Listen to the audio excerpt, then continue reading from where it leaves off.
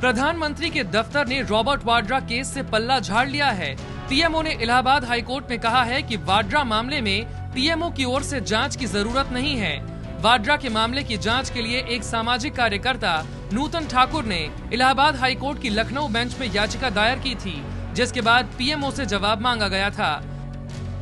प्रधानमंत्री कार्यालय के संयुक्त सचिव धीरज गुप्ता की तरफ से कोर्ट को दिए इस हलफनामे में कहा गया है कि ये मामला मीडिया रिपोर्ट पर आधारित है और दो प्राइवेट लोगों के बीच का मामला है और सारी जानकारियां सरकारी साइट पर उपलब्ध हैं और सारी स्थितियों को समझने के बाद ये लगता है कि आरोप गलत और बेबुनियाद हैं। इस याचिका में हमें गलत तरीके से पार्टी बनाया गया है। हमारी तरफ से जांच की कोई वजह नहीं बनती। दो निजी लोगों के मामले में केवल मीडिया रिपोर्ट और विवादित तथ्य के आधार पर हमारा दफ्तर जांच के आदेश नहीं दे सकता।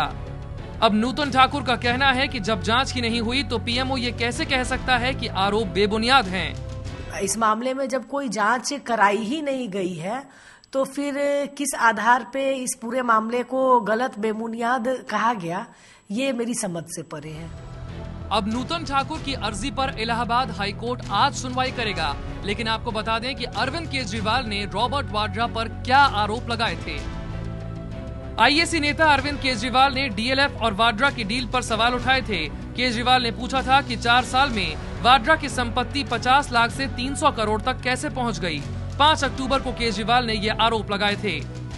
केजरीवाल ने पहला आरोप लगाया कि हरियाणा सरकार ने डीएलएफ को फायदा पहुंचाने के लिए अस्पताल की जमीन उसे स्पेशल इकोनॉमिक जोन यानी SEZ के लिए दे दी।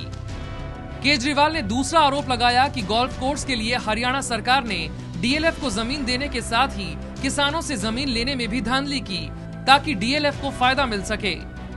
केजरीवाल ने तीसरा आरोप लगाया कि डीएलएफ को फायदा पहुंचाने के लिए हरियाणा की कांग्रेस सरकार ने गुड़गांव मानेसर के अर्बन कॉम्प्लेक्स को बदल दिया, जिससे डीएलएफ को करीब 2 गुने ज्यादा फ्लैट बेचने का मौका मिल गया।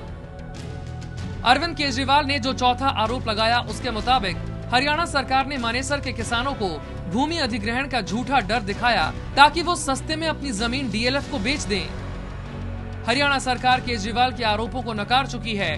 खुद वाड्रा ने सामने आकर तो कभी प्रतिक्रिया नहीं दी, लेकिन कांग्रेस और सरकार पहले दिन से ही इन आरोपों को खारिज करती रही है। और अब पीएमओ ने भी साफ कर दिया है कि वाड्रा के खिलाफ पीएमओ की तरफ से कोई जांच नहीं बनती है।